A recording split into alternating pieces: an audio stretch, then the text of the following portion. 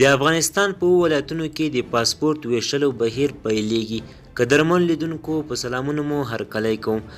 په داسې حال کې چې هره ورځ په زرګونو کسان د پاسپورت اخیستلو لپاره په کابل کې د پاسپورت ریاست ته مراجعه کوي، د طالبان حکومت وایي ټاکل شوې یکشنبه په 7 ولایتونو کې د پاسپورټونو د ویش لړۍ پیل کړي. د طالبان د کورنیو چارو وزارت د پاسپورت ریاست سرپرست عالمګل حقانی نن شنبه نومبر 13 یعنی لړم 22 په کابل کې خبریالانو ته وویل چې په لومړۍ مرحله کې ټاکل شوي په ننګرهار، کندوز، هرات، بلخ، کندوز، خوست او پکتیا کې د پاسپورت د ویشلو لړۍ پیل شي. ښاغلي حقانی زیاته کړه چې ټاکل شوی دغه بهیر په نور ولایتونو کې هم پیل شي، خو کره نیټه یې په ډاګه نه کړه. د پاسپورت ریاست سرپرست د یاد کار هدف د پاسپورت مراجعینو لپاره د اسانتیاو رامنځته کول وبلل او زیاته کړه چې ډیر ژر به په کابل کې د پاسپورت اخیستلو لپاره د انلاین نوم لیکنې بهیر هم له سره پیل شي. اوسمهال طالبانو په کابل کې یوازې هغو کسانو ته پاسپورت ورکوي چې پر افغانستان د طالبانو تر حاکمیت مخکې انلاین نوم لیکنه کړې وي.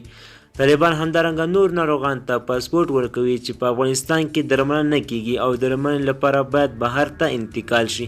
اوسمهال په کابل کې د پاسپورت ریاست مخ ته په زرګونو کسان د پاسپورت اخیستلو لپاره راټول شوي تر څو خپل پاسپورټونه ترلاسه کړي. د طالبان د کورنیو چارو وزارت د پاسپورت عمومي ریاست ټینګار کوي چې لومړیتوب به هغو کسانو ته ورکړل شي چې تر دې مخکې انلاین نوم لیکنه کړې وي او قانوني اسناد ولري. اوسمهال د افغانستان د ټولو ولایتونو خلک د پاسپورت اخیستلو لپاره د کابل پاسپورت ریاست ته مراجعه کوي چې د ګڼې ګوڼې له امله یې بې نظمي رامنځته کړې ده. طالب چارواکي تر دې مخکې ویلي وو چې دوی په ورځ کې تر 6,000 پورې پاسپورټونه ویشي، خو د پاکستان پاسپورټ غوښتونکي وایي چې دغه بهیر په هیڅ ډول مخته روان دی.